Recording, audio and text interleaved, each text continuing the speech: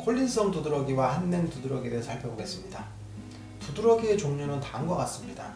피부 묘기증, 접촉성 두드러기, 맥관 부종, 운동 유발성 두드러기, 한냉 두드러기, 콜린성 두드러기가 있습니다.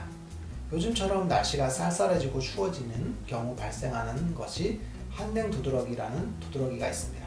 한냉 두드러기는 용어 그대로 차가운 물질, 냉한 물질에 접촉하거나 차가운 공기에 접촉했을 때 발생하는 두드러기로 물리적인 요인에 해당하는 차가운 환경에 의해서 발생하는 두드러기입니다.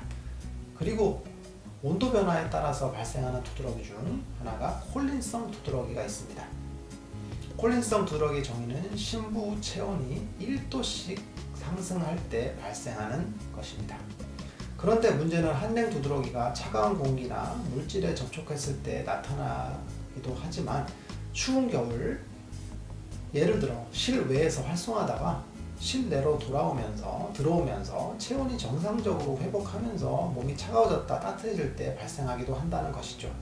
그래서 간혹 한냉 두드러기를 외부에서 추운 곳에 있다가 따뜻한 곳으로 오면서 체온이 올라갈 때 발생하기 때문에 환자분들이 이거 콜린성 두드러기 아닌가라고 의심하기도 합니다.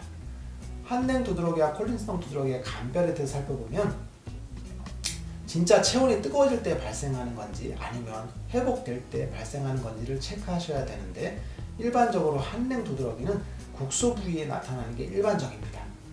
몸, 신체 중에서 차가워지기 쉬운 부위, 사지 말단 부위겠죠? 손발 아니면 허벅지 같은 찬바람을 잘 맞는 부위에 국소적으로 발생하는 것이 일반적이고 대표적인 증상으로 차가워짐으로 인해서 간지러운 것이 두드러기의 대표적인 증상입니다. 이에 반해서 콜린성 두드러기는 체온이 올라가는 다양한 행동들, 운동이 될 수도 있고 스트레스나 긴장이 될 수도 있고 실제로 여름철에 기온이 올라서일 수도 있겠죠.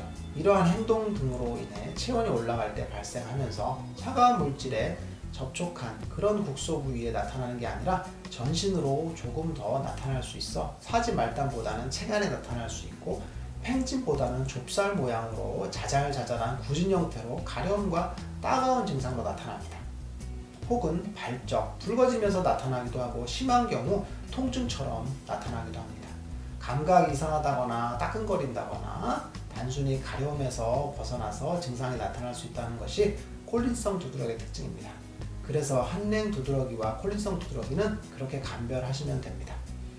콜린성 두드러기와 한냉 두드러기는 양방적으로 보면 항히스타민제를 복용하는 방법 외에는 뚜렷한 방법이 없습니다. 하지만 한방적으로 접근해보면 한냉 두드러기는 기초 체온이 낮아지는 것에 따른 체온 하강을 우리 몸의 면역 체계가 통제를 못해서 발생하는 것으로 이러한 열대사 장애를 치료해주면 됩니다.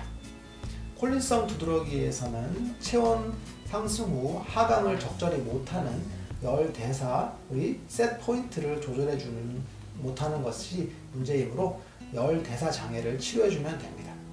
한냉 두드러기와 콜린성 두드러기를 치료해보면 발생 빈도가 줄고 강도가 줄어들면서 치료가 되는데요.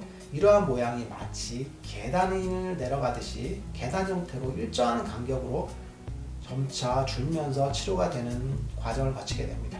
이러한 계단 형태로 치료가 되면 치료가 잘 되고 있다고 판단하시면 됩니다.